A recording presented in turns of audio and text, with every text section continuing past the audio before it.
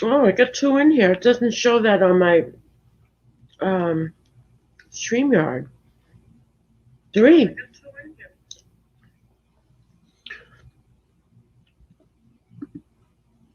Oh, there we go. Hey guys, good morning. I just woke up. Carla, do you get up this early? Oh my god, I eating some leftover fries from my daughter. She brought home some hot buffalo wings, but I just got a taste of the sauce. Ooh, Carla, are you up for the day? Hey, Patty. Lufa, hello. Good morning. Yeah, I laid down earlier, set my alarm for a 1 hour nap. Like 5 hours later, I get up. Oh wow, there's too much buffalo sauce mixed in with these fries. No, I just have a live. What? Oh, I wish you told me. You should have texted me.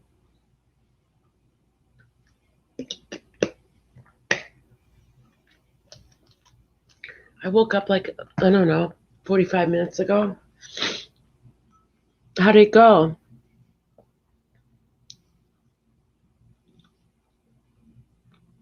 There are a lot of people there.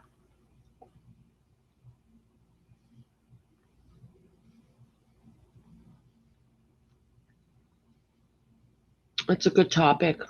How's your son doing? You don't have to answer that, but I'm just wondering.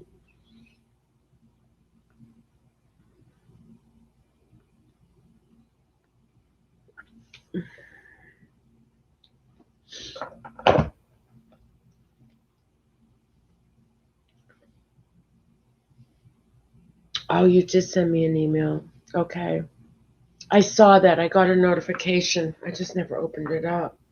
I was, we had a bad storm today. I was upset because Alicia was on Diane and Wendy's tonight, and I got upset thinking about all the stuff I went through with my son. So I was just awake and wanted to talk. Oh,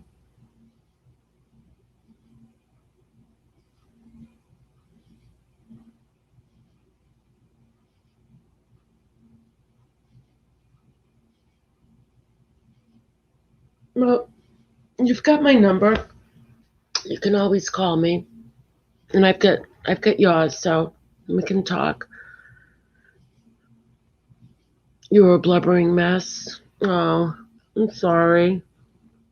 It's hard. It's so hard, to see those we love struggle with drug or alcohol addiction. We're so powerless. We are so powerless.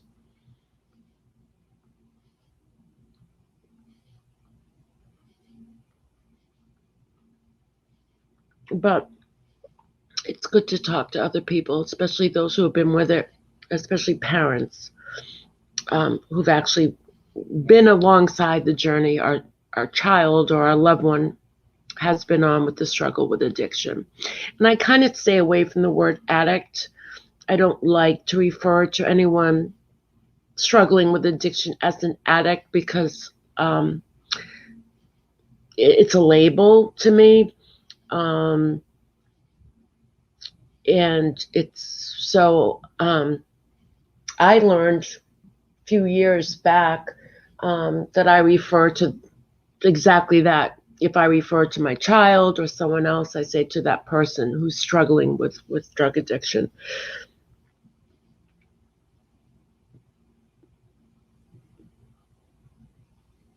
When I look at him, I don't see a man. I see my boy, my little boy. Has he come home at all? Or have you gone to see him? Or do you FaceTime? I don't know. Of course, he will always be your little boy. Always be your little boy. Till the day you die.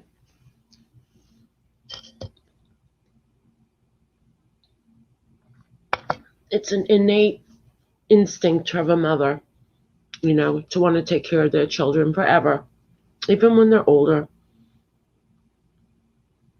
No matter how old our kids get, they always look for approval. Oh, his birthday's today. Happy birthday. My daughter's is Saturday. So you got to talk to him. You want to come up? Let me put a link in. Um, Trying to get my bearings.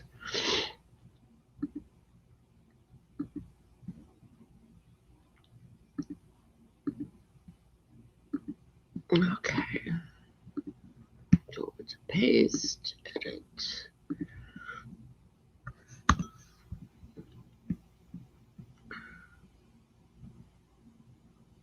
Patty, my son, he's moving forward. I don't want to get into too much without getting into any privacy stuff, but it's still, it's still for us like that wonder, that, but what if, or if you don't hear from them, or, um, but he's good. Thank you. Hey, Carla. Hey, how are you? I'm good. How are you? Tough night? Oh, I yeah, I was upset. I guess, you think about um because I think do you know that Alicia lost her brother? Yes, yes, I You did do. hear that. Yes. Yeah, so I was listening to her and I was thinking, about um well, my son's in recovery now, but I know it's a struggle for him. And you think about, you know, because everybody always talks about relapse, relapse, relapse. And I'm thinking, this is the first time he's ever gone through Mhm. rehab. Mhm. So every single day, I think about, what if he relapses? What if today is the day he's going to relapse? Or, you know what I mean? So Right, I don't know. I right. just, That what if? Yeah, yeah. the We what if, we get yeah, obsessed with it. And I'll tell you, when my son first went into a detox, you know, I never imagined that.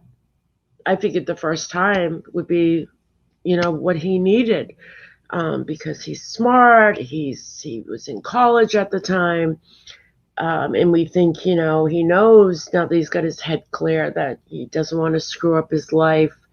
So we can't predict these things, and yet there are people going to rehab and they do well the first time around. It all that's what I pray for every day. it all what I think is that if I had to guess why, I mean, there were times my son was in recovery for a couple of years and things were fine. But every time he would relapse, it was, I figured out that it was triggers and that he wasn't putting the effort into the program as far as being out of a structured environment. He did well with structure. Right, If he lived in sober living, as long as they were drug tested, he's very well following the rules. But the minute there was an opportunity to not go by the rules, he would take it. He would, right. and or then when he got to a point where he was in a sober house for a year or 2 years and felt he could make that transition to independent living, that's where the real challenge was. He no longer had that structure.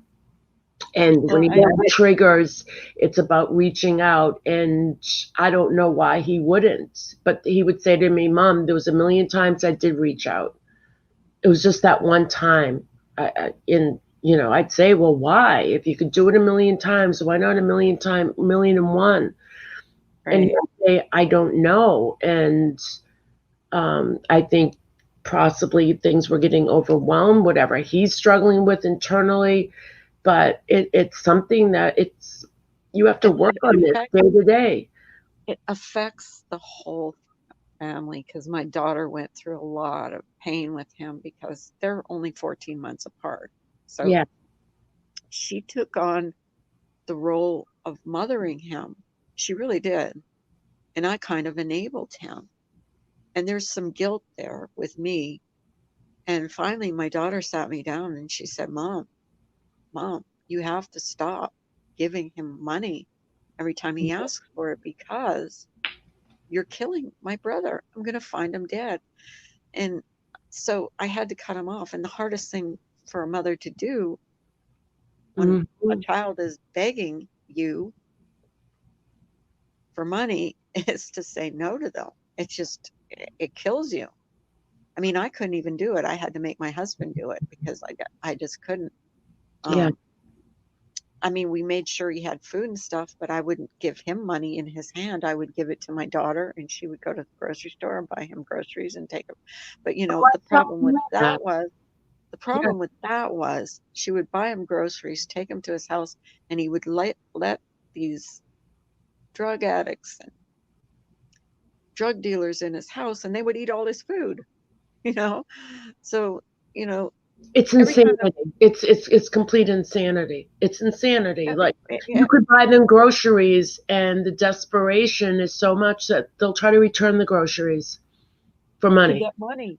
Yeah. Yes, he was dumpster diving to see if he could find anything in dumpsters that he could sell. When we cut him off, we Mm, cut him off of money. He was dumpster diving, and here's how desperate I was for him to get clean. I would pray at night. I would be laying in my bed praying that he would get arrested and go to jail yeah. because in order for him to go to rehab, well, we first of all we had to pay for it, but he didn't want to go, so he had to want to go. Um, so I thought to myself, the only way this Are you kid is going there? to get clean. Yeah, can you hear me? Hello? Can you hear me? Can anyone hear me? I can.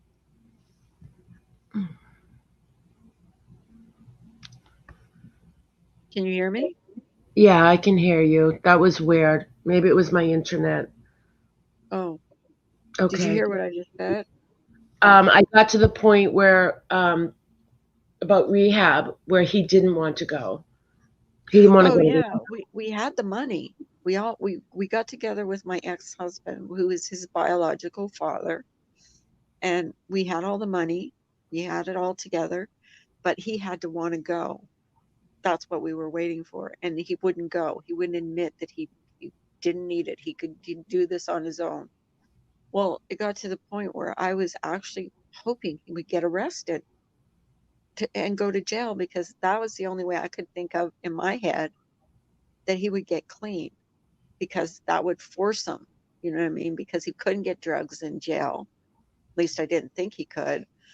And but and then that makes you feel guilty because you're sitting there thinking, well, I hope he gets arrested and goes to jail. And then what mother would say that or think that about their own child? I hope they go to jail. You know, um, at least he's getting fed and he's getting clean. Right. And he's safe. He's safe. And He's in he's a not, safe place. yeah, because these people that he was hanging out with, like my daughter would tell me, because they don't live close to me, okay? I have to fly to go see them. So Yeah. my daughter and they live close to each other, but my daughter would say these people will kill you for $10. Like that's how rough a crowd he was hanging out with. Like and they were robbing him. They were taking stuff out of his house. Like, they were, and he just didn't see it. They were eating all this food. Um, he was he would work long enough to get money to buy drugs, Hmm. and he would keep a job, and then he would get caught doing drugs. He would only work under the table because he couldn't pass a piss test Yeah. because he was always had drugs in his system. So he had to work under the table, and you can always get a job working under the table. And his line of work was construction, so he would work, wherever. So he would work until he got fired, until he had enough money to buy drugs, and or I would send him money, because he couldn't pay his rent, and he didn't pay his rent. What he did with the money was he bought drugs with it. So finally, my daughter sat me down and she said, "Mom, you have to stop because you're going to get a phone call. The next phone call you're going to get about him is going to be that we found him dead." So that's when, you know, She stopped because my daughter was enabling him too, because she has a good job. And, Uh-oh. we were Keep all, buffering. Hold on. can you hear me? Can you hear me? Sorry. Can you hear me? Yeah. Did you miss Did you miss what I said? Your daughter stopped. Yeah, she stopped. Yeah, she stopped giving him money too. So we all got together and we put our money together, and we had all the money for him to go, because not everybody can afford. I mean, they don't. It's not free. Okay, we had to Right. pay for it. But so finally, I mean, he hit rock bottom. He was losing his son. He lost his car. He lost his house. He Mm-hmm. lost everything. Basically, he had nothing. Um, and then he finally, made the decision to go, and it was in December, and he went into rehab, and he's now, and he's in recovery. He's in a place, you know. He's just finished a course. He took a course in computer course, and he passed. He said on the top of his class, so he's doing That's well. But good. I So, still worry about him. I would, and I try to do this too, is as far as wondering what's going to happen tomorrow, you literally have to take it one day at a time. Yeah, it's just that when I Um, heard Alicia talking if we tonight, keep thinking what's going to happen tomorrow, we're going to drive ourselves crazy, which I've been there, done that. There are still days I do that. Um, if I don't hear from him um, but it's gonna kill me. It's destroyed. As a family, it's a family disease, and it does. You know, each of my kids reacted in a different way. So I was dealing with how I was reacting, how my daughter was, how she was dealing with this was one way, how my other son was dealing with it one way, and how my son, who struggles with addiction, was dealing with it. it's And a it was family disease. It chaos. is a family.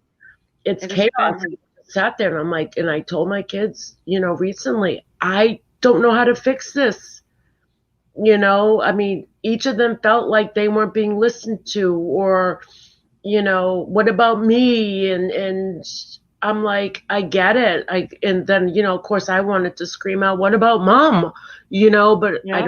don't go Well, there, and he because said they about, look to us for support, no matter what. And I can't say to them, I'm going to fix this like I've always told them. Like when they had problems, we're going to get through this, with problems. But something like this, every time I say we're going to get through this, there are times we hit a brick wall, or um, I, I I don't know what to say to them anymore, except we will support your brother in recovery. But as far as, he's got to do the work. I can't feel guilty. I stopped feeling guilty years ago. Um, he's got a disease. He's got to treat it as a disease. He's got to maintain therapy. This is, I hear that people like in AA, this is a daily thing that they go to meetings every day. Like they tell me I have to go to a meeting every day. Um, in the minute, especially when they get in their comfort zone, like if they're in a new place or a new state or a new country, whatever, they're like, I'm going to be okay. I don't know anybody. And it's like, not yet. And then they get in their comfort zone where they get to know people. They get to know, like, you can't run from this because drugs are everywhere. So the work and the miracle in all of this is that our children work a program. It doesn't have to be the 12 steps. It could be therapy. Um, I often say that anyone who's struggling with addiction, or has a child or loved one struggling with addiction, that they get evaluated by a psychiatrist to make sure that there isn't anything underlying, anything organic, like like a mental health issue. A lot of people with mental health issues, be it depression, bipolar, even schizophrenia, they will self-medicate because it feels it makes them feel normal. It balances all the haywire, the receptors in the brain for some reason. And you can treat somebody and say, hey, go to a program, we'll throw you on an antidepressant, but unless you know exactly what you're treating, because a lot of people have mental health issues and don't even know it. And it's, so there might be someone out there who maybe is dealing with bipolar. And to them, a lot of people with mental illness do self-medicate because it makes them feel, quote unquote, normal.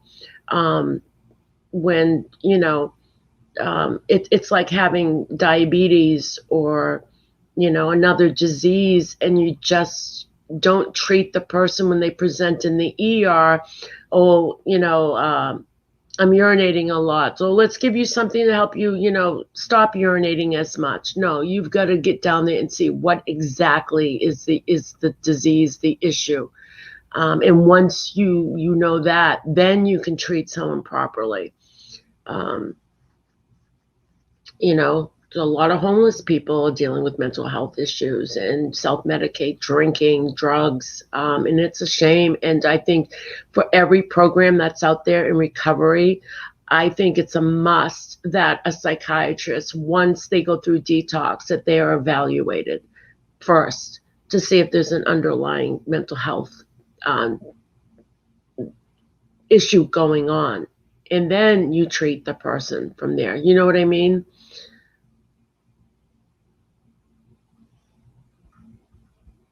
Your internet went down. Okay, let me post the link.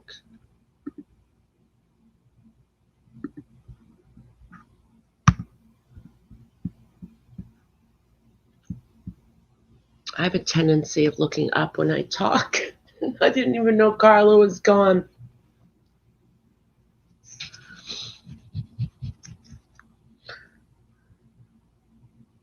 I'm sorry any parent has to go through this. I'm blessed to never have to deal with this. Yeah, you don't know. I have 3 kids, only one was affected. There used to be the stigma that, they must have been raised by crappy parents to do this. I mean, and that was one reason why a lot of parents didn't come forward for help, because there was a stigma of, they must have come from a broken home, and we know now that that's not true, that this is a disease. It's how our brains are wired. And then we hear, well, it's a choice. And not always. The statistics show that most people who end up with addiction are prescribed a narcotic. So, and that's one of the biggest reasons why people become addicted. It's because of prescriptions. It isn't that someone woke up one day and said, I'm going to go out there and try some pills or heroin. The biggest reason is because they are prescribed, whether it's wisdom teeth, and it's how their brains are wired. Like, I could take a pain pill and I'll pass out and I'll feel nauseous, where other people can take it and they get a high from it. They get a dopamine boost. So it's how your brain is wired.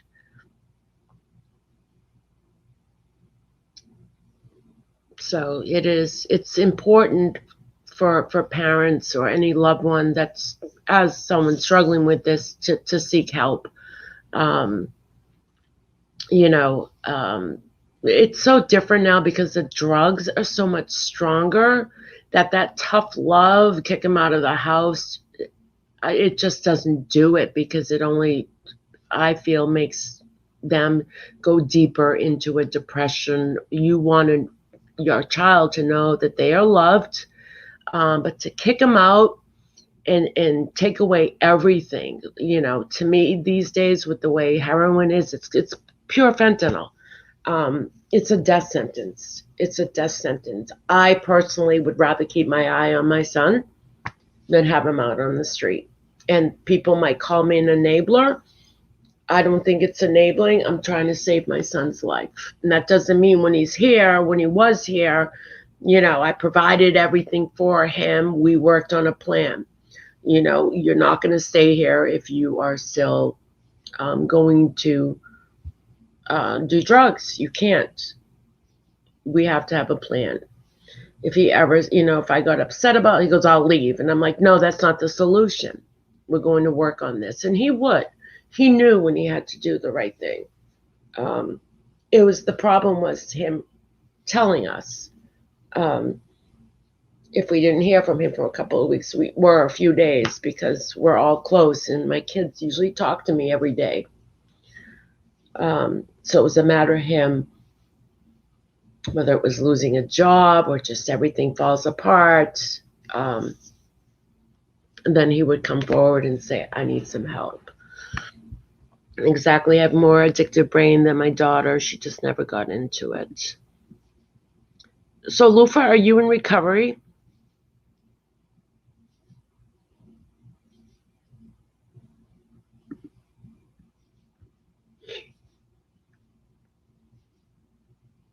Thanks, Lufa. I go by the 12 steps because even if I didn't have to deal with this, I would still try to live my life by the 12 steps. I think everyone should try to look at the 12 steps, regardless of your situation, if you have someone struggling with addiction or not. It's basically how to live an enriched life, a balanced life where you can take care of yourself and take up care of others, but with boundaries. Learning how to say no, and knowing that you're not alone is so important. No, I just quit on my own. Well, you're very lucky. You're very lucky. I wouldn't recommend that to anybody these days. Um, but quitting is quitting, so that's great. But these days, it just, in my situation, that would never work. Never, ever work. And I think that the programs out there allows, people to take a look at themselves and take that step, because a lot of people, peeling away the onions to figure out what's going on inside of me, right? That's hard for a lot of people. And it takes professional mental health to do that. Otherwise, anyone can stop, but you want to heal yourself from the inside out, because the problems will always be there and that possibility of relapse might always be there. But once you learn to recognize your problems, deal with them, I think it's a better chance of someone staying in recovery. I am, but because I got sick, I was forced. So are you you can still go to a program though. I mean, go to meetings, or mine was alcohol, and I think I got it before it really got bad. I realized I was starting to abuse it. So you stopped drinking completely?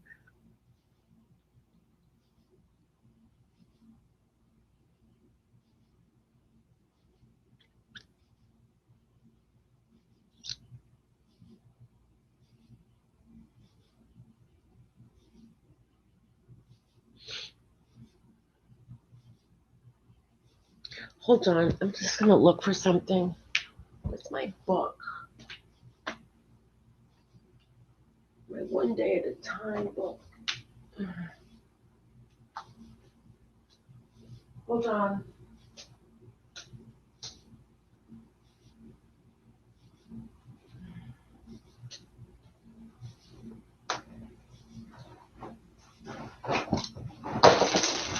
Oh crap.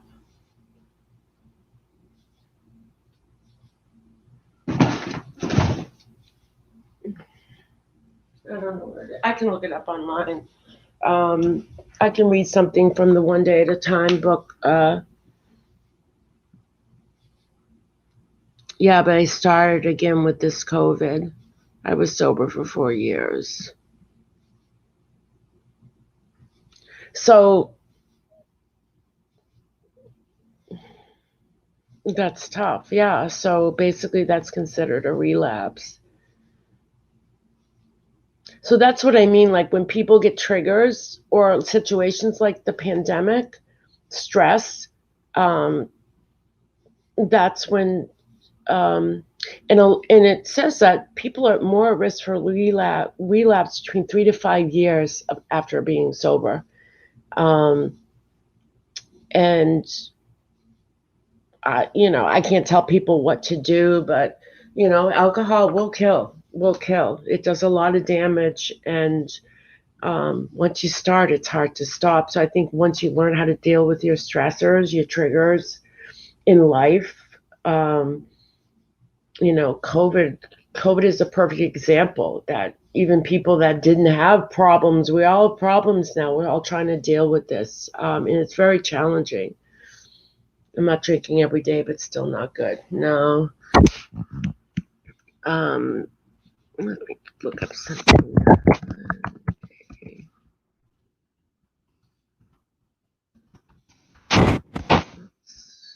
Daily read in Al-Anon.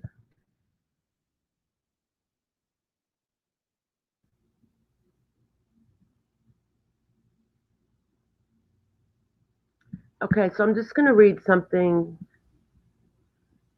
before I have nobody in chat. Today's daily read for, and there's a book that's out. I have it in my house somewhere. I have no idea. I had a barbecue the other Sunday and I kind of moved everything. I don't know where it went. So you can get this book, Carla, if you're still listening, you can get this book online, Amazon. It's the Al-Anon One Day at a Time daily read book. Um, and I'll read today. So the daily quote saying is, I am the only one who can make my well-being my top priority. I owe it to myself to pay attention to the needs of my body, mind, and spirit. The daily reflection, being alone and feeling vulnerable, like two separate themes. These two parts of myself unite in my being and sow the seeds of my longing for unconditional love. And that's by Mary Casey. How easily we slip into self-doubt, fearing we're incapable or unlovable, perhaps both. How common for us to look into the face of our friends and lovers in search of affirmation and love. Our alienation from ourselves, from one another, and from God's Spirit, which exists everywhere, causes our discontent. It is our discontent. When souls touch, love is born, love of self and love of others. Our aloneness exists when we create barriers that keep us separate from our friends, our family. Only we can reach over or around the barriers to offer love, to receive love. Recovery offers us the tools for loving, but we must dare to pick them up. Listening to others and sharing ourselves begins the process of loving. Risking to offer love before receiving it will free us from the continual search for love in the faces of others. I won't wait to be loved today. I will love someone else fully. I won't doubt that. I too am loved. I will feel it. There are many roads to success in Al Anon or in AA. All are interesting, none are the same. I believe that for everyone, the struggle can feel lonely and at times not worth the effort. It certainly felt that way for me, and many times I nearly quit. It was only after I'd been going to Al Anon for 2 years that I began to work the steps with a sponsor prior to this. I'd attended meetings regularly and listened carefully. Recognizing and identifying emotions did not come easy for me. I spent most of my life on academic and intellectual investigation, not on the truths of my emotional life. Al-Anon meetings where I had to honestly assess and reveal anxieties and shortcomings to strangers were excruciating, difficult at times. Overcoming my arrogance and developing authentic humility were even more difficult steps.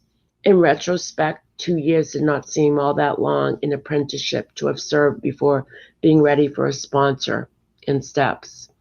I had to take real care getting a sponsor. I took a good long time watching my sponsor to assess whether she would respond positively and be good for me. I was lucky to succeed on both counts. It's been about 3.5 years now since I've been regularly attending meetings, possibly the most exciting years of my life.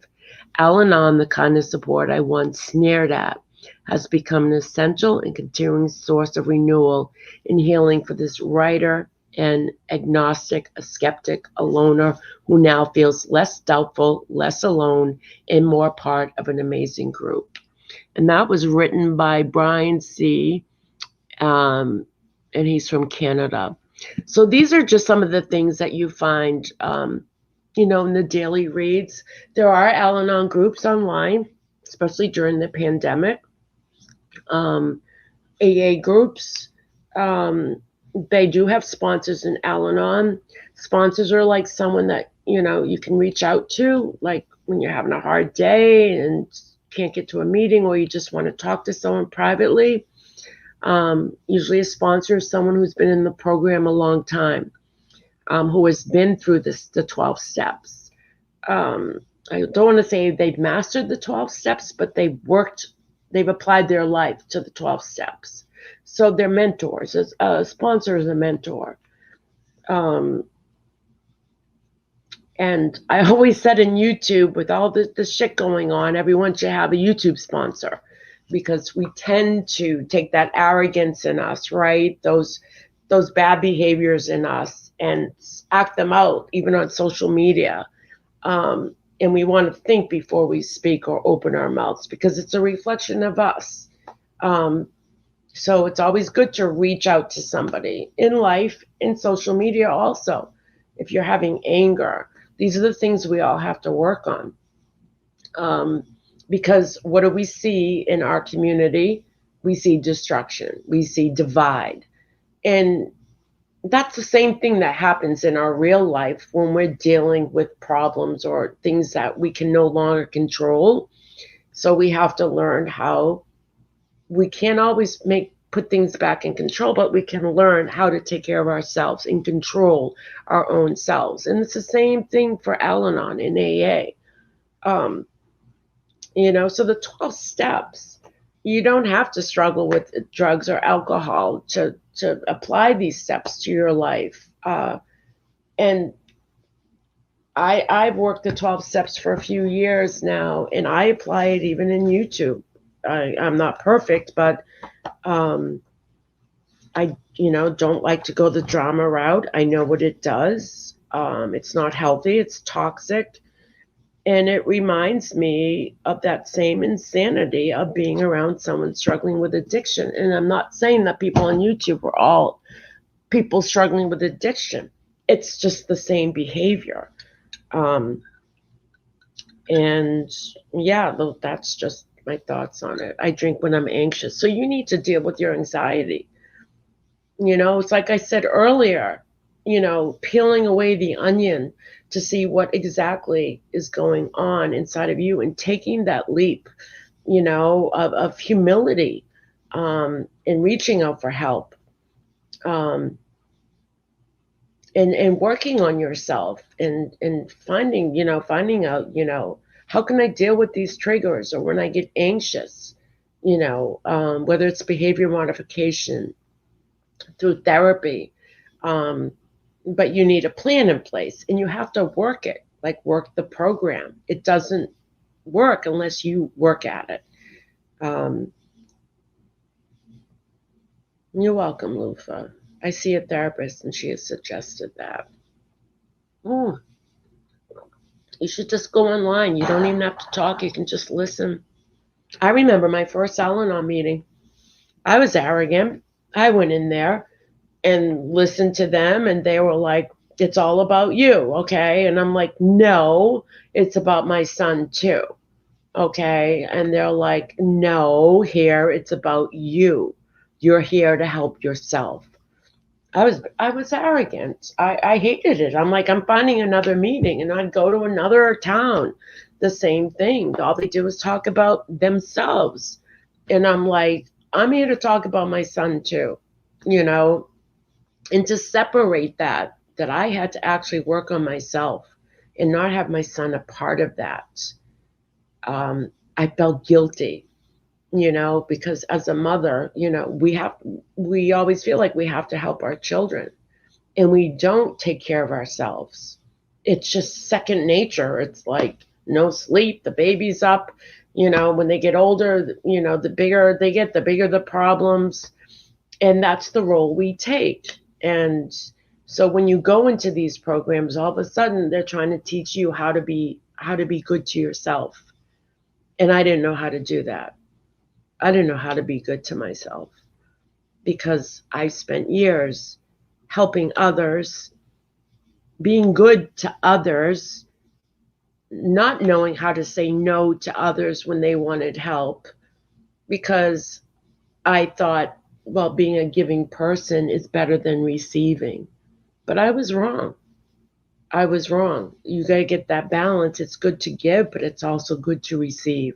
And you have to find that balance. Lufa, you want a link?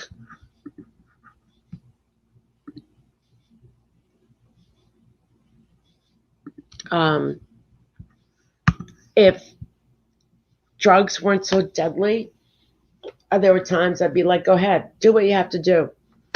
But because the drugs now are so powerful, it's like a race. It's like a race against time, and it's like you're fighting, the angel of death, it feels like sometimes. And sometimes I've accepted the fact that I might get that call. I have no control over this, no matter what I do. And I've had a eulogy in my head for years. And, do I ever want to have to read it? I'll never have to write it out. I played it in my head over and over. All we can do is help guide those struggling with addiction with resources and be there. Let them know that you are there to support them during their recovery. Because we all want to be loved, right? That read I just did. We all look for love. We all want that affirmation. And I think cutting someone off as far as out of the house, don't call me, like intervention, that show used to have that.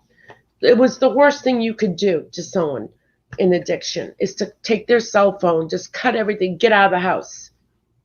Okay, I don't watch that show anymore. I don't even know if it's still on. I don't know if they have another approach. But I used to say I'm never going to do that to my child, ever, ever. But I'm also not going to put the drugs in his hands either. There's a balance in that too.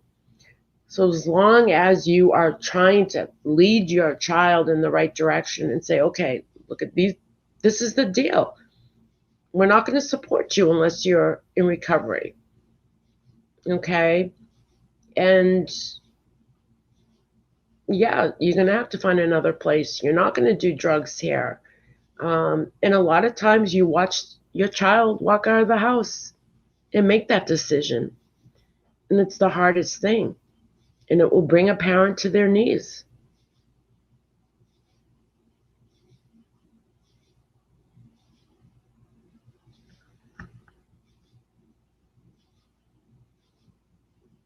Okay, Lofa, that's all right. That's fine. But I think if you even just pop into like a meeting online, and no one's going to be like, who are you? And you have to talk. I think the first thing you are going to feel is that you are not alone. Even though you might think, well, there's so many other people out there. I know I'm not alone. But when you hear stories, you're going to be like, that's my story. Because when I went to my first meeting, I'm like, nobody has ever gone through what I've gone through. Nobody. They're never going to understand. They're never going to understand. And when one person stood up and talked, I said, that's my story. That is my story. And that's how I felt united, like in that read I did earlier. I felt a part of something and a part of someone. And that's affirmation. Knowing that that person too has my story. and that connection and that love that you feel right away. You're hiding right now.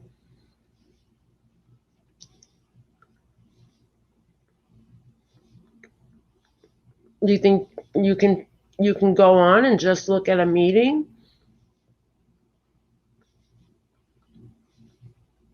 Because sometimes anxiety is just from preventing yourself from doing things and having that precipitory anxiety also feeling, oh, if I go into that meeting, they're not going to understand me, or this isn't going to work for me.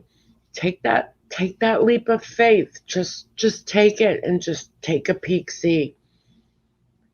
And you're going to find that there are a lot of people who are going through the same thing as you are. Your house is for sale. But worrying isn't going to solve it. You know what I mean? And I'm the biggest procrastinator. I am the biggest procrastinator. When COVID hit and my hours were cut,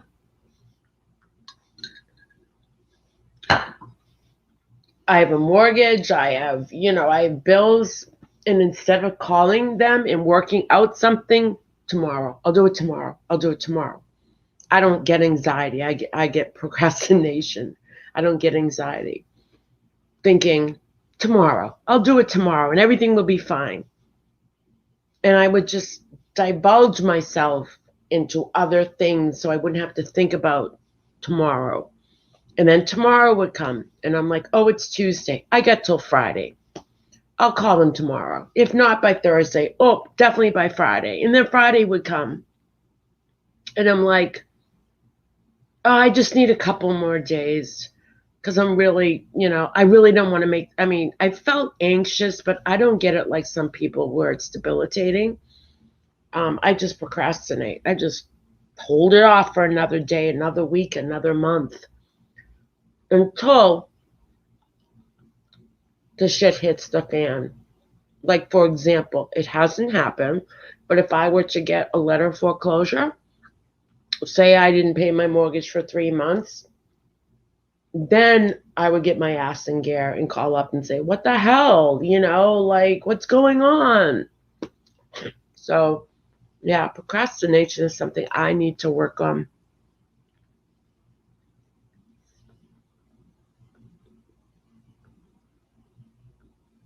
You have a hard time speaking if you're not under the influence. You get insomnia. So that's when you've got to work on balancing. Like, I've been going to bed early. Although today I kind of screwed up because I took a nap and I overslept it. But, I do yoga, meditation. I have a guru, Sadhguru. He's right next to my 12-step program. And I constantly strive to find balance, whether I like it or not. With like, say, YouTube, I don't like going into drama streams. Okay, I know that if I stay away from that, or stay away or limit my time on the internet, I will be more balanced in life, because it's so easy to become addicted to even the internet and addicted into drama and listening to other people's problems. And it's not healthy. It's not healthy. So once I do that, I'm fine. Unfortunately, on the internet, social media, if you're not around for a few days, or you no longer participate in a drama channel, or even go there when you once supported that person, they look at like you have the problem. And so you have to work on that balance too, and say, don't think of what everything that someone says that they're defining you, because that's what they do in drama. They have dialogue that's basically they're trying to recreate you and define you as a person. I'm not going there. I just won't go there. Um, I was doing so well before all of this. My doctor was so happy. I was getting out. Now I feel like I'm back at square one. So as long as you get yourself back up again, yeah, you're not a failure unless you don't try. I unsubbed to drama. Oh yeah, I unsubbed. It's been almost 5 months. Not that I was ever really into it, but I would go and look, and there are creators out there that are really bad drama that I don't even think about anymore. It's like coming off of drugs when you get out of the drama. And I think too, what I wanted to say was working the 12 steps, um, and doing yoga and exercising, going out for hikes and stuff. Um, oh, what was I going to say? It just makes it so much easier. It is like coming off of a drug. Things are more clearer. Um, the trees are greener. The mountains are more magnificent. They're larger, it seems. Um, and since I became a creator, I think I've maintained my level of who I am pretty even. I haven't. I see a lot of creators that started out one way and now they're another way, and it's gotten very dramatic or very toxic. And I don't even think they've realized that change in them. But when you feel like you're on the outside looking in, it's so easy to see how that person's changed. But I think I've maintained my love being like the same keel because of the program I work, the 12 steps, and because of meditation, taking care of myself, maintaining that self-love, that self-respect for myself. Because without that, I can't give that same love or respect to others. So when people don't give you that love or respect, like we see in the drama community, that shows me right then and there that they do not love themselves or respect themselves, and they are worthy of that. We all are. We all are. It doesn't mean a negative thing like you just don't love yourself. No, you deserve to love yourself. You deserve to respect yourself. And if it means stepping back and finding and give yourself that affirmation. But a lot of people, like these drama channels that are just shit, swearing, yelling, y'all know who we're talking about, okay? These are people that that don't want to take that step, that don't want to find out more about themselves because maybe it's too painful. I'm not a doctor, I'm not diagnosing, but it's pretty obvious. It's pretty obvious that they spend more time belittling other people than taking care of themselves. You're moving to the mountains, so that's a good thing, right?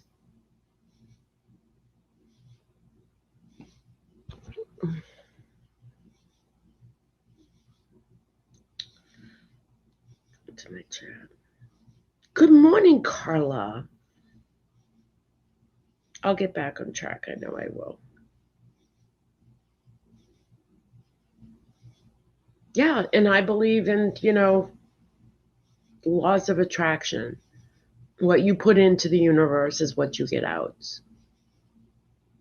It's just how it works, and it's a beautiful thing.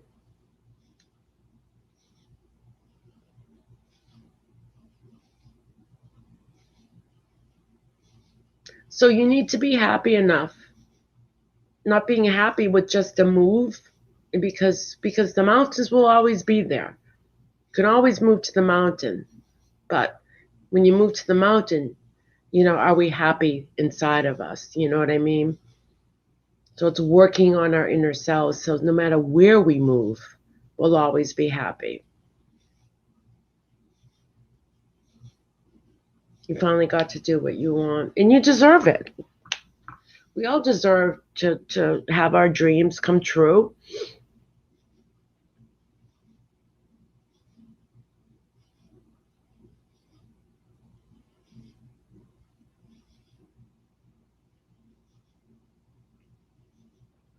So I'm going to do, I said I'd come on here and do a little bit of, I'm not going to be on long, of trivia or things they don't teach you in school. All right. And there are resources out there for help. Um,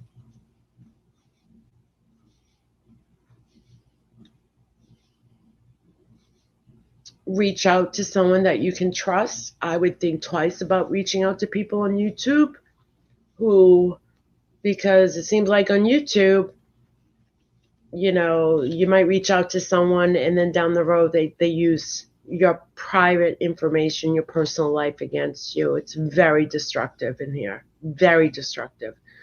How are you, Carla? Very destructive. So be careful of that. Um, maintain some anonymity, especially with your personal life.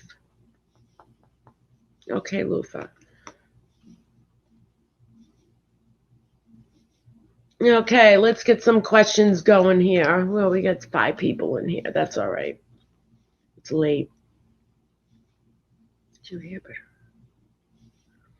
Oh, this is an interesting question. Do you hear better or worse after eating a lot of food? Do you hear better or worse after eating a lot of food? The only thing I don't like about this game is it will give you an answer, but not always an explanation. Yes, that's where I'm the most happiest. Worse, Carla, you're right. And it doesn't say why. Probably because you're in a food coma.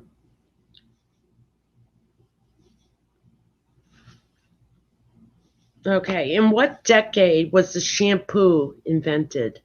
In what decade was shampoo invented?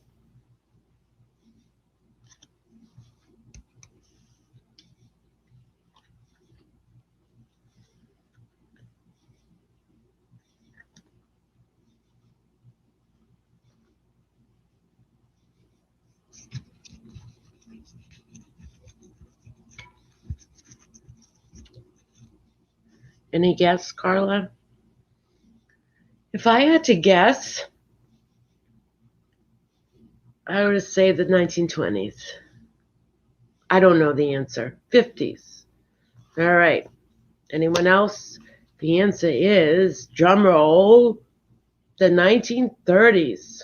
Shampoo was invented. So what did they use before? Probably soap. Can you imagine how dry their hair must have been? The 1930s, shampoo was invented.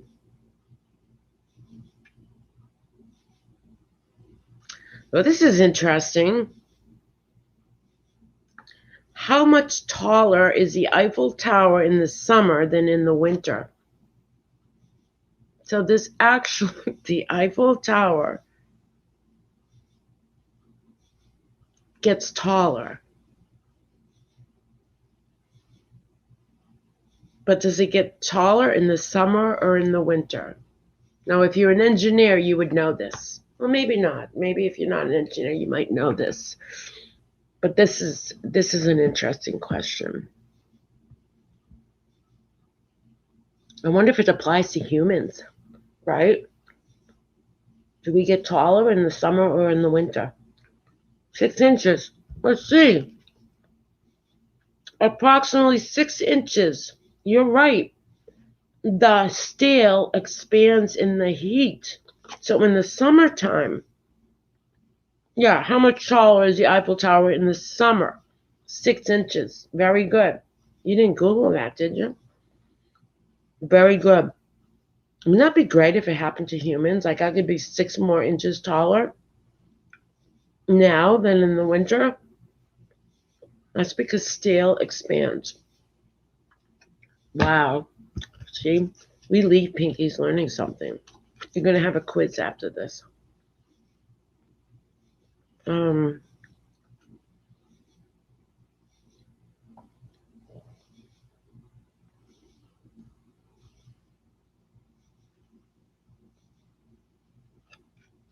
all right, a little history here. What do the 13 stripes on the United States flag represent? The 13 stripes on the American flag, what do they represent?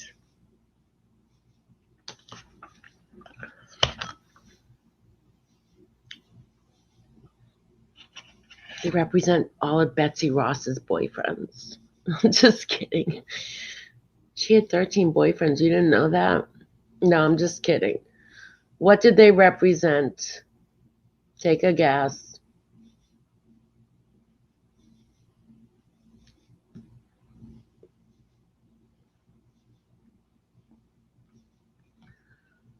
Okay, I'll give the answer. The 13 stripes on the American flag not only represented Betsy Ross's number of boyfriends, but the 13 original states. Okay? The 13 original states. Yes. Moonchild, yes, how are you? The 13 original colonies or states. Yes.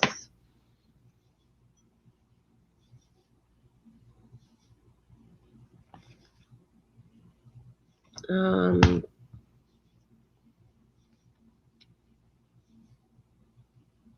all right. The tires on an aircraft do not contain air. What do they contain instead?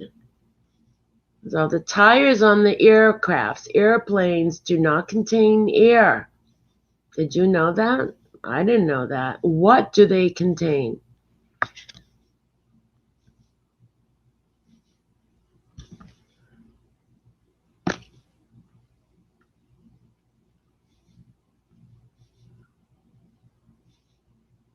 It's a little scary, the answer.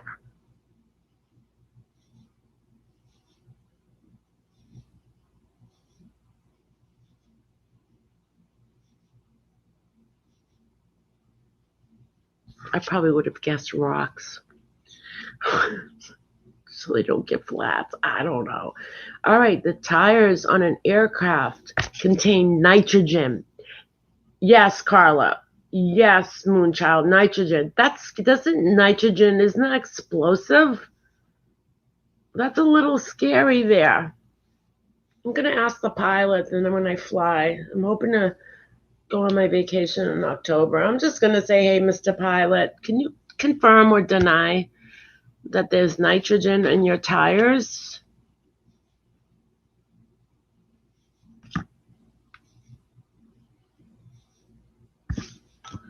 Okay, let's see.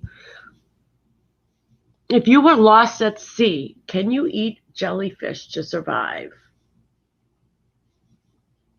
If you were lost at sea, I would think a shark would eat me before I could even think about getting a jellyfish, but just in case you do survive or trying to, can you eat jellyfish in order to survive?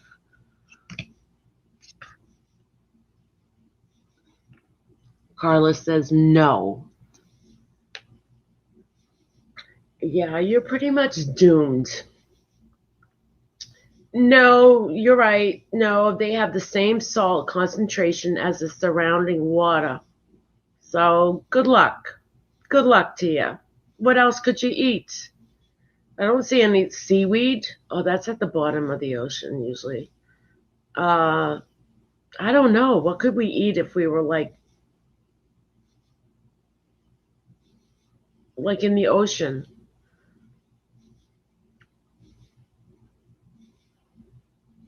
I was thinking about that the other day.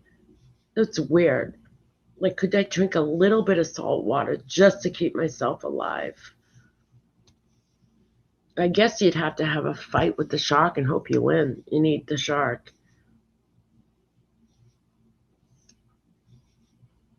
What is the speed of an airplane during a landing? What is the speed of an airplane during a landing?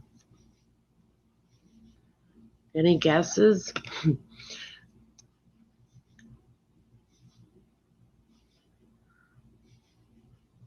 just just take a guess.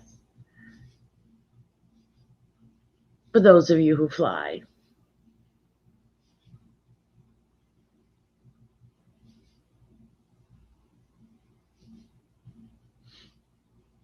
$150 miles. Jeez, Carla.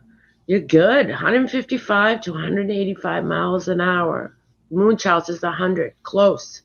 155 to 185 miles an hour when you're landing. Okay? I didn't know that. I would have guessed maybe 60 miles an hour. Yeah, why? Why? Why does it have to be so high? Why can't it kind of like slow down as it's descending? It's like coming up to a stop sign at 185 miles an hour and boom, right? Jeez, no wonder why they tell you to put your seatbelt on and lift up the tray, seat straight up so you don't break your neck. All right.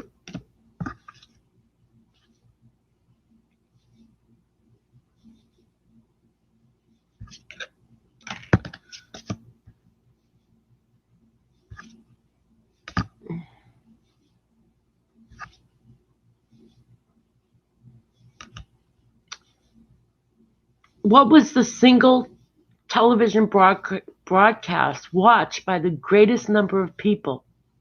What was the single television broadcast watched by the greatest number of people? Let me see. Johnny Carson. Can't believe Lee, I took a late nap. Can't believe you're up. You're up. I'm not going to be up here long. Of course, I always say that. It's 3:35. All right, I'll give myself to 4:15, 4 o'clock. The moon landing. Oh, good answer, Lee. I bet you that's it. Carla, the Olympics. And hear me, Johnny Carson. Moonchild, got a guess?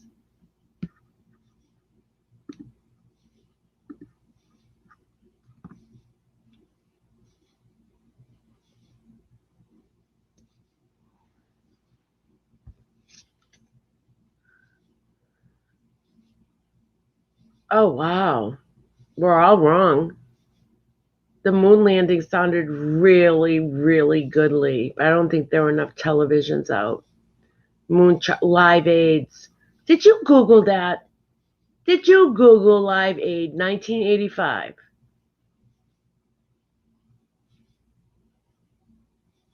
I never would have guessed that. Ever. Ever.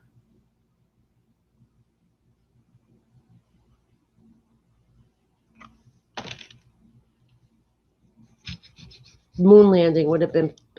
Let's go with moon landing. That sounds better. Okay. Do cars use more gas when they have their high beams turned on? What the heck kind of question is that? I thought they. What runs the high beams? Isn't that electricity?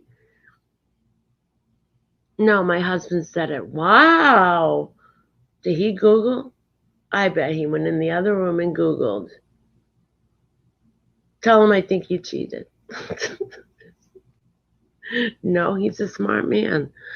All right. Do cars use more gas when they have their high beams turned on? Carla says yes. Lee says no. Moon says no. Or was that no to Google?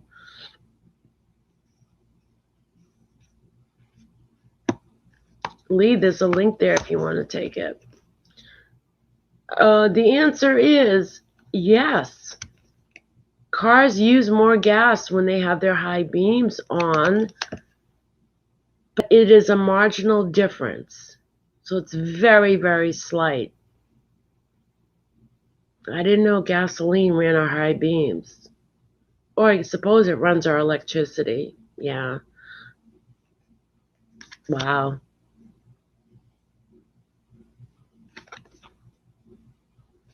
How cold does it get on the moon at night? I don't know. I haven't been there in a while. Geez. How cold does it get on the moon at night? I would imagine it gets pretty cold. And another thing, when I figured out that it gets colder the higher up in the air you go, this trip to heaven after we die, I'm going to freeze my ass off. I'll tell you that right now.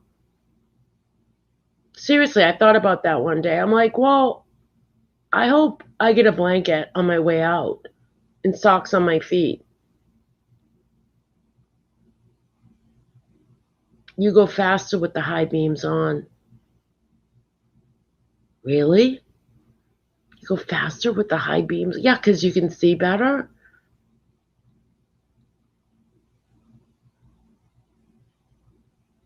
Minus 100 or more. The answer is as low as minus 280 degrees Fahrenheit. For all of you who do the metric system, minus 173 Celsius. Homeward Sailor, how are you? Yeah, 170. It's 100 and, what did I put it? 100, yeah, whatever I just said. Lee, how are you? Hi, it's like old times. I've been going to bed early, getting up early. I happen to be up late tonight because I soaked in the tub for a long time and it kept me awake. Oh, wow. Wow, well, you sound good. Yeah, I feel real good. I had a nice dinner. I have like this huge tub. I don't use it that often, but when I do, I use it. Yeah, right. I love tubs. I'll be in the tub for like up to 3 hours. It's awful. Yeah, when I built this house, when I built this house, I said to the builder, I want the biggest tub you can find. That's my exact words. You sure you How want many people can fit in it? Oh, my three Oh, no. grandchildren, they're Where'd you big go? now. I'm here. Lee. Can't hear me? I'm here. Are you there? Yes. Okay. How many people can fit in your tub? Well, I think 2 adults could fit comfy. 3 kids, my 2 grandgirls. They'll splash around in it like they're in a pool. Yeah. Does it have do you get the jets going? No, I didn't put the jets in because initially when I built this house, it was for rental. So I wasn't going to put jets. You got liability. Your hair can get through there, ribbons, and those things are so expensive. Yeah. So, but I designed the house in case something happened to me or something happened to my husband at the time. Mm-hmm. That we were, because the other house was real, big, the pool, the spa, the whole shebangy. Moonlight's husband is still arguing with her about the headlight question. Yeah, well, Google it. I don't know. This is from a game. Things they don't teach you in school. Well, Live Aid makes sense. He wasn't taught that in school. That's why he's arguing. Yeah, Live Aid makes sense. I didn't even think of Live Aid. Can a boxer compete with a beard? Could you say that again? Can a professional boxer compete with a beard? The answer would be no. Yeah.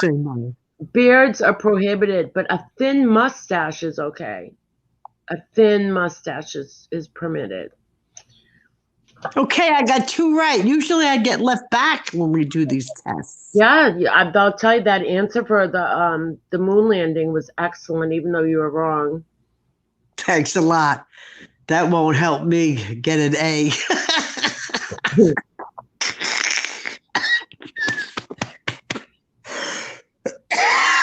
I'm sorry. How long does champagne stay bubbly after opened if the bottle is not resealed? So how long does a bottle of champagne stay bubbly after you open it? Homeward Sailor, no. What was the question we did? Oh, the beard thing, yeah. Oh, yeah, no. You can have a thin mustache, though. So I don't know. I champagne open long I enough. think it flattens out. I think once it's opened, once it's poured, it's done. What's left in the bottle lost its fizz. Yeah, but after how long? I don't know. That bottle be drank so fast. Who the hell? I don't. Carla says less than 24 hours. Homeward Sailor says 24 hours. Homeward Sailor, you are correct. 24 hours. But like Lee said, probably doesn't even last. Yeah, moonshine 2 hours. I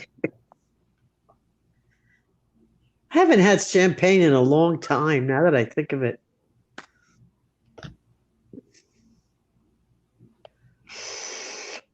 How much faster does hair grow if you shave it? The same as if you didn't. We all heard once you shave your legs, it grows back faster, right? But I don't think that's true. Do you? How much faster does hair grow if you shave it?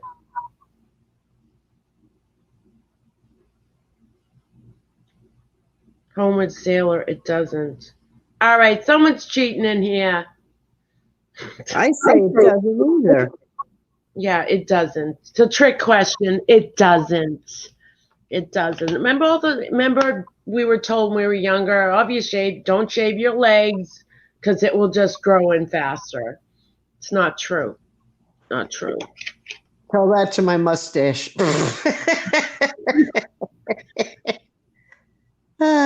Okay, Lee, who made the first phone call to the moon? The president. Yeah, what president?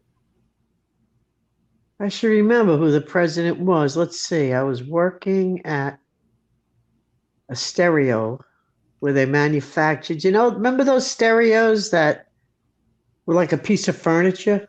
She faded out. You guys can hear me, right? Like, what's the question It's again? not me. Who Can was you the guys hear president? me? Can you hear me? Hello? Pink, can you hear me? I can hear you now. What the hell's going on? I don't know. What the heck is going on here? All right. So you were working at what stereo thing? It was Morse Electro Products. They made the big, it looked like furniture, and it had the record player inside and the radio. Yeah. Showing my age. Doesn't anybody remember those? No, my great aunt had one. So I had one, and my son has it now, and it's gorgeous still. The wood is beautiful. It's got my son has it, and his big TV's on the wall on top of it. So he puts pretty things on it. Carla says Nixon. Homeward says Johnson. Carla says Lyndon Johnson. Moonchild says Nixon. How's Eisenhower sound? Oh my God, she faded out. Can you guys hear me? I hear you. I don't know what's happening. Don't ask me that again, Lee. All right, it's Nixon. It's Nixon. Nixon made the phone call to the moon. Okay, Carla Roberts. Yay. I'm not a crook. Why are brown eggs more expensive than white eggs? I want to know that answer myself. Yeah. What's up with that? What's up with that baloney? More expensive than the white eggs. An egg's an egg. I have brown eggs now. Well, I'll tell you the difference. I know the difference. They definitely last longer. No.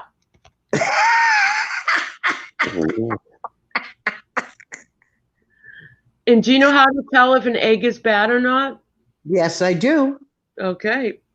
You put it in water, and if it floats up, I think it means it's bad. Yeah. Actually, I check. If it floats up. When I buy a dozen eggs, I check them all. They have a richer yolk. No. When I buy a dozen eggs, I check them all. And A lot of People are stupid. times I'll find a big egg in the carton. How do you know it's a bad egg? By looking at it. No, I put it I get a big pot of water, I fill it up, and I put each one in there gently. If one floats, I throw it out. And more times than you could imagine, there's a bad egg in that box. Wow, I never do that. I always just look at the expiration date. Well, now I'm going to get you to do this. Oh my God, yep. I'll be doing that now. All right, so the reason why brown eggs are more expensive than white eggs because hens lay brown eggs, and hens are larger and they cost more to breed. Okay. There's your answer. Well, that's a good one. Good. Yeah, that was a good one.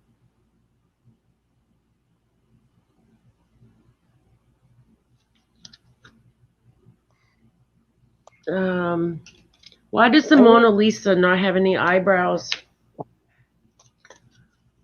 Because Mona Lisa's a man. You know when you don't hear Lee, something's wrong. She fade out again? Well, maybe I better let me get out and get back in. No, just stay, because it happened with Carla too. I don't know if it's you or if it's me, but it doesn't last long. It doesn't last long. All right, why does the Mona Lisa not have any eyebrows? I think Mona Lisa is a man. Mona Lisa's a woman. No, I don't think so. We hear her. I never thought Mona Lisa was a woman. All right, complete removal of the eyebrows was fashionable among women at that time. That Tell was it to the judge. That was the fashion. People, I remember growing up in the 70s, like my friends' moms would have no eyebrows, completely no eyebrows, and they would paint them on with like the pencils. Yeah, well, like the 70s, the eyebrows were so thin, remember? In the 80s and 70s, they were very thin. Yeah.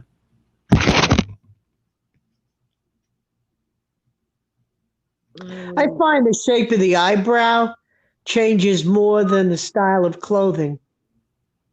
I think to be in fashion is to keep up with the eyebrows more than the clothing. The clothing. I don't like the fashion of the eyebrows looking like sperms. That just every time I see a person with those eyebrows, I just think it's sperms, and I'm like, why? Yeah, I'm pretty much a fanatic with my eyebrows. You know, with shaping and trimming and filling, and I always said, why do these damn eyebrows take longer than anything else? Again. Let me leave and come back. Oh, she's gone. She's gone. Maybe she's right. Maybe she does need to go out and come back in. You guys can hear me, right?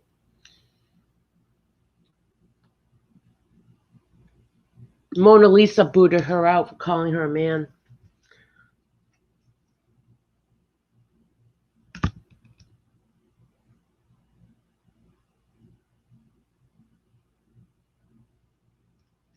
Yes, yes. What was the question? I forgot. Boop. Hey, Mona Lisa booted you out for that, calling her a man. Oh, is that better now? Well, for now, yeah. Mona Lisa booted you out. Her ghost. Okay. Yep. Well, it's okay. You better apologize. You get booted out again. Alrighty then.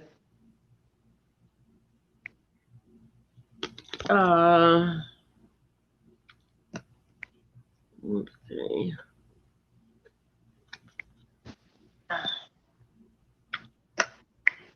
Let's see. Oh, I've done this question before. What happens if you put a raisin in a glass of champagne if you can not drink it within an hour? Enough to find a raisin. What happens if you put a raisin in a glass of champagne?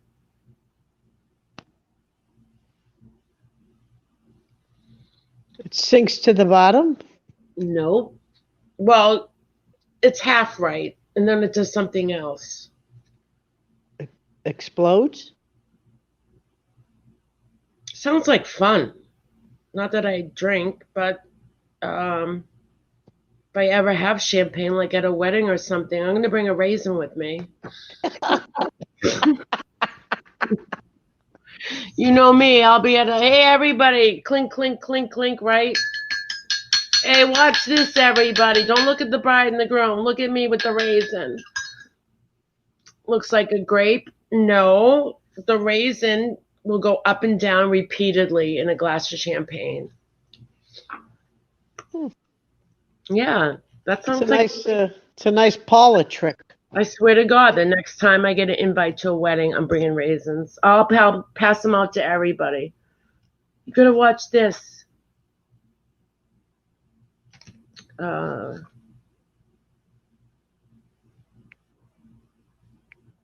Did Neil Armstrong step with his right or left foot first on the moon? Does it matter? What foot did he step first on the moon? Well, what side was he sitting on in the missile? It dances the tango. I don't know. Howard says left. Homeward, sorry. Why didn't I think Howard? Homeward said left. I'm thinking left too. I'm thinking when I get out of what I step down with my foot, I usually step down with my left. I went to Cape Canaveral once when I first moved here when the kids were young. Mm-hmm. They actually had, the piece that falls into the ocean. Yeah. That you could sit in it. Yeah. You will not believe how small it is in there. Yeah, I've been in it. It's very small.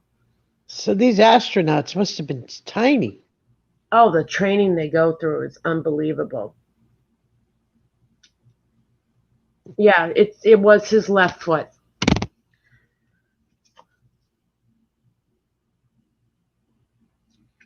Well, yeah, I said left because when we get out of our car, we're getting out with our left foot first. So that was my logic. I don't know why Lee keeps getting cut out.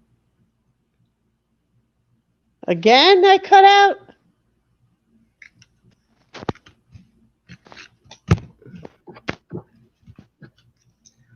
All right.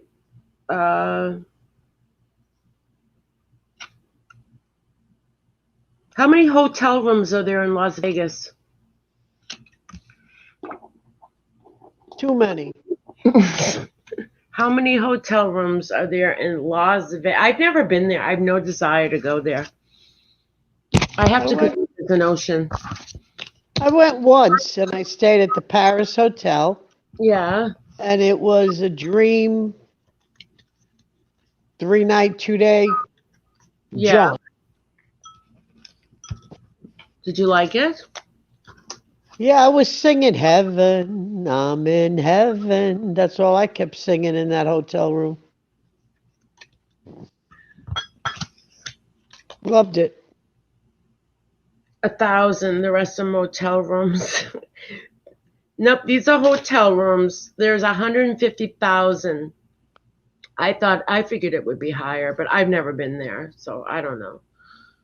But I mean, I have no desire to go back. I mean, to me, it's a place unless you're a gambler, Yeah. See, I have no desire to go there. No, I went once. I saw it. That's it. See Barry. Yeah.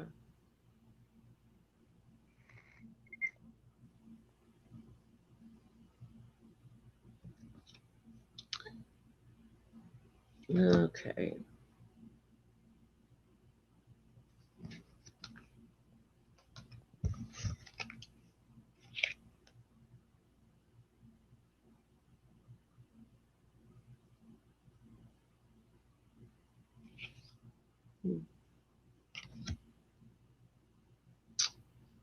On average, how many times does a person go to the bathroom in a day? On average. 6. Homeward Sailor, you went there once to see Elvis? Really? That That's all. must be a treat. Yeah, I regret not going. You had your chance. I remember that story. Wasn't that to see Elvis? If you remember the story, that's good because I don't. I thought it was you who told me that your friends were all going to a No, concert. that was Woodstock. Oh, okay. All right. Wow. Do you regret it? I mean, I was standing right there at the bus. My friends were all getting on. Put my foot on and I put my foot down and I said, I'm not going. Something tells me not to go. And let me tell you, I have no regrets. Now, my son bought me all the CDs for the whole Woodstock thing, and he couldn't even believe, you mean you didn't go? And I told him the story, so he thought that would be a nice gift for me. Nothing like being there, though. But No, who would have listen, let known? me Who tell would you, have known people back got then on how buses big with the, Woodstock would listen, have become? people got on You these know? buses with the It's clothing like on one their. of the wonders of the world to me, Woodstock. I was a kid. I was too young to go, but But you here's the know, thing, people went with the clothes on their back. have you ever seen the documentary on Netflix about Woodstock? I won't watch it. I don't want to watch it. I, Why? I don't want to because I didn't go. But you said you don't regret it. I don't because that's how life is. You shouldn't regret things you So haven't done. why won't you watch the documentary? Because I wasn't there, and then it reminds me that I didn't get on the bus. But here's the thing. I know this sounds confusing. People that got on the buses everywhere. Okay, there was buses everywhere picking us kids up to go, but no, everybody just had the clothes on their back. Yeah. Nobody thought of bringing sleeping bags and food, and that's what made everything crazy. All they had was their clothes and their drugs. Well, there were people with campers there Not many. Most people, the that rode people, there with their campers. Maybe you could have shacked up with someone in the camper.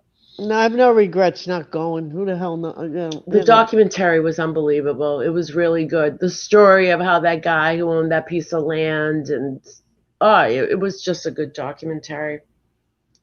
I missed history. What can I say? Mm.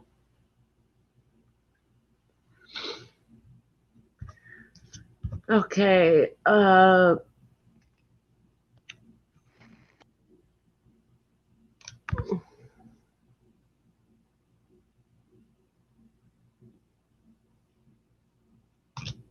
Find a good one.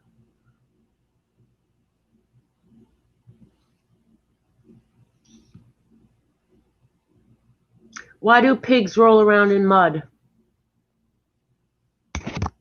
To stay cool. Do you remember that from my question? I did this before. No, To I just know that pigs don't eat poop and chickens eat poop. And cool off. pigs roll in the mud to stay cool. Yeah, pigs cannot sweat, so instead they roll around in mud, which provides protection against the sun and keeps their body temperature at a normal level.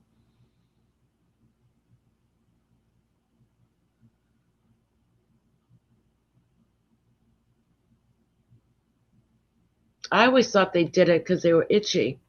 Because in Hawaii, the pigs, they're not they were some aren't wild like boars, but just some I don't know. Yeah, they're boars, but they're more tamer. The ones that like walk around the streets and stuff. I have videos. I should put one up on my community page of pigs rolling around the mud, but they were like scratching the hell out of their backs. It looks like they were itchy, and they were just trying to like get rid of an itch. Uh-huh. Yeah, but I guess not. I don't know. Maybe they were itchy too, and they don't sweat. Yeah, maybe it's itchy and maybe it's more than one reason. Yeah, maybe it's itchy from the old mud on their back they're trying to get off. Homeward Sailor, we had pigs when I was young. We had a pig farm behind our house. It was probably like 2 acres away. But when a west wind came, oh boy, Oh boy, did it stink. Did it stink. And pork But tastes this was so a good. pig farm. I used to walk all the way back through the woods to see the pigs. Do There were you a eat lot of pork? pigs. And I remember going out there one morning and there was a dead pig stuck in the mud. Like it just never got out. It was like in the summertime. And I'm looking and I'm like, that pig's not moving. Poor thing, it was dead. Do you eat pork? No, I do rarely. no. I don't eat meat. Like once in a while I might have a little piece of chicken, but Yeah. that cramps. So, and that's probably from not eating meat, that my stomach's not used to it. Like I made a whole bunch of steak Sunday at a barbecue here, but I didn't eat any. Um, as good as they are, I used to eat them.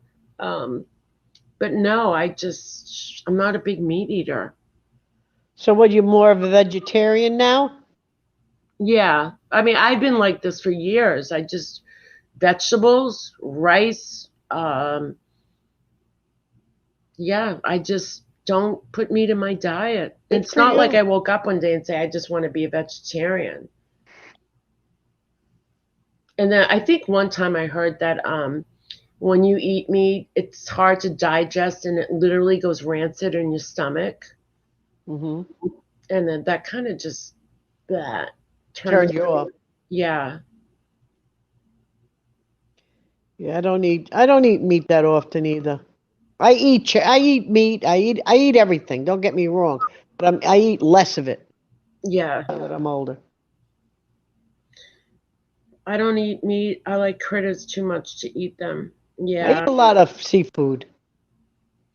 I don't like seafood. I never did, even as a kid. I like whitefish and shrimp and scallops.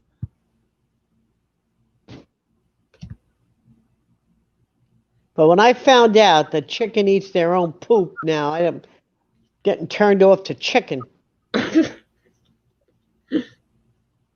Well, that goes into the digestive tract, so But like when you cut chicken and you see I don't black think it spots in it, how do you gets know that's not absorbed, poop? you know? But who knows? I don't know. I don't even want to Google it.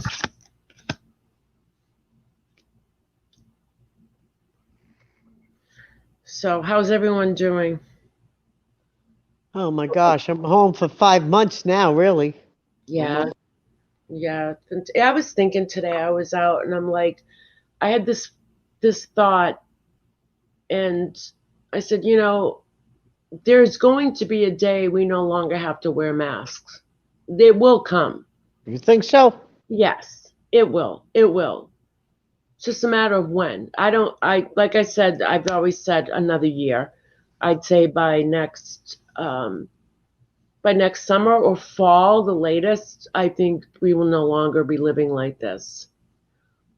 You think we're getting closer to a vaccine? I think so. Yeah, that too. Yeah. I think even if we didn't have a vaccine, I just think by um, you know, at some point it's going to go away. I would hope or diminish greatly. But with the vaccine, oh yeah, yeah. I think probably what's this, the summertime? I'd say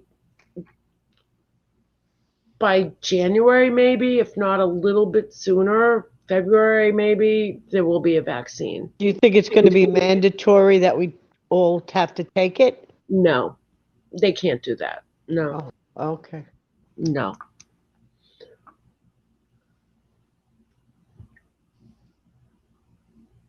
Homeward Sale is getting tired. Been up since 6 a.m. It's 1 a.m. now. Go to bed. I'm leaving soon. Yeah, I can't believe I'm still up. I haven't been up at 4 a.m. in quite a few weeks. That's all right. Get to say hi to Pink and hi to the people. Yeah, it's nice that you came up. I was thinking about you the other day. Yeah. I think I was bopping around and You were up on no, you weren't up on delusionals. Delusion. Oh, I keep calling it delusional. You were in her chat the other night. Yeah, I I went. popped in to see how she was doing. Yeah, I went on. She invited me up. I was only up for like 5 minutes. 10 minutes. We were talking about the Instacart. It's very nice to see you. You too, Homeward Sailor. Thanks for coming. Yeah, nice to see all of you. Homewood Sailor, Carla Roberts. What else we got here? That's about it. About it. Yeah, I didn't have too many tonight. It was late. Yeah, but at least it's peaceful. Yeah, yeah. Instead of all this yelling and screaming, there's nothing to watch. At least you have there's a few calm channels. Yeah, I just, I'll go into Robbie's when he's live if I can catch his lives. I was on your today, and then you just cut off when you Huh? were in your car, and then you just pulled over. Yeah, I lost internet. It got bad. How did you make out, by the way, with the hurricane Nothing, down there? nothing where I am. Got a little rain, and that's it. Oh, she just cut out. Got a little I rain in can't that. chat. I talk too much. No, you don't. We just had a You're little fine. rain. We just had a little rain. That's it. What That's about? it.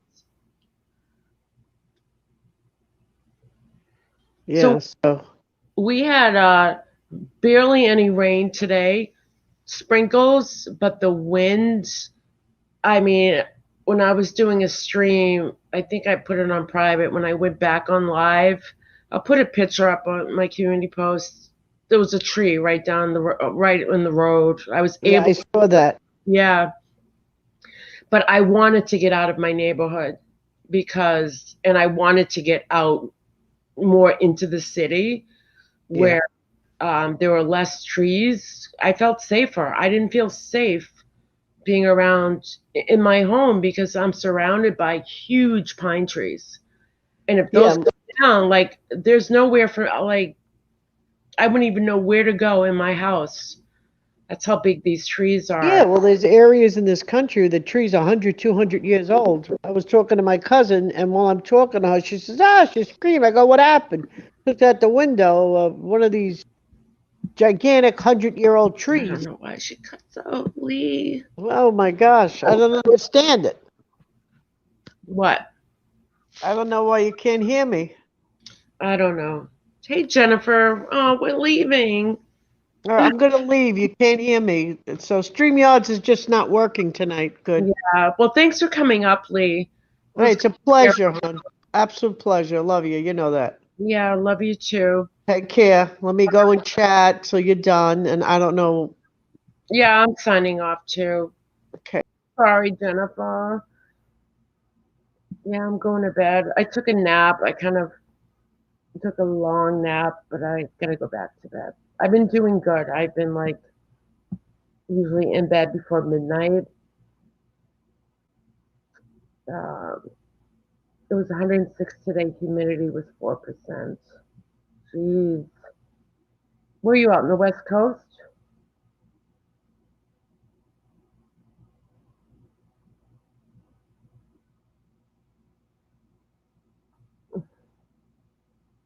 It was nice today. I mean, it was in the 70s, but the weather, it was like I said, once I got out of my neighborhood and more into the city, I felt safer because coming back home, the roads around my neighborhood, there's just branches, debris. It's awful. It's awful. Southwest Arizona. I've been to California when it's been 103, and I remember not even feeling hot. I was amazed because there was no, little humidity, and I'm like, this isn't bad.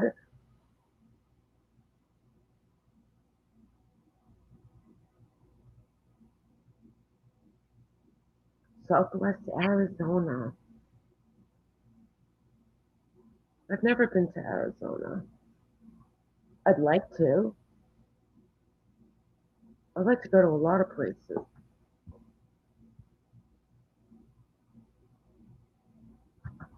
All right, everyone, I'm going to log out. Oh, that question about how often do we urinate in a day? Approximately 6 times a day. 6 times. But of course, it depends on how much you drink, age. Our bladders get weaker. We get up in the middle of the night, gotta go pee. Um, but on the average, about 6 times a day we urinate. So, and if you're a nurse like me, you could probably cut that in half to 3 times a day. One before work, one after work, and then one before bed. Literally, I ask any nurse, we can hold our bladders a complete 8 hour shift, if not. I've held my bladder 12 hours, but it's not like we drink. Usually when I work, I don't eat or drink. Just work, work, work, work.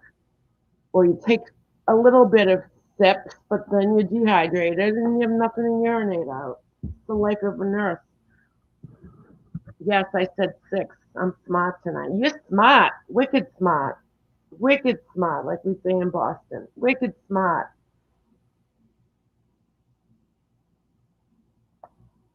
Yeah, so and it's not good to hold it in either. That's how you can get urinary tract infections.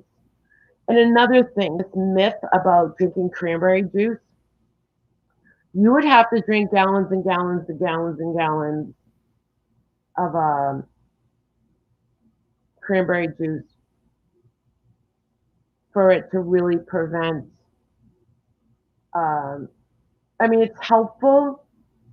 You can decrease, I'm sure, the amount of UTIs someone gets. So the thing with cranberry juice is what it does is when you drink it, it lines itself, the juice, against your bladder, the lining of your bladder. Because that's what happens when you get bacteria in your bladder. It sticks to the side of your bladder. It has nowhere to go. So when you drink cranberry juice, it's like a protection. So it's supposed to like line the line, line the bladder.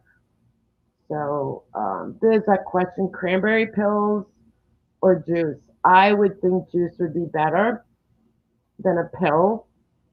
Um, but that was just a little extra I put in there. I shall watch replay. Okay, yeah, we talked, when I started, Carla and crew came in. She had a tough night. I guess she's still alive. She has a son who struggles with drug addiction, although he's in recovery. And so we talked a little bit about, those struggling, either those who struggle in drug addiction or um, the families who are greatly affected by a loved one struggling in addiction. So it was an interesting talk. So um, I didn't get to watch. I'm probably gonna watch. I'll watch a replay probably tomorrow. Um, so it was a nice talk. I think it helps to talk to other people, family members who've gone through the same thing. Internet drop. Missed the rest of the questions. Thanks, Pink Lady Luck. Have a good night. Thanks, Moonchild Pink, and thank your husband. It was fun. I too will watch replays. I hit the bed. All right. Thank you, everyone. We'll see you soon. Okay. Be well.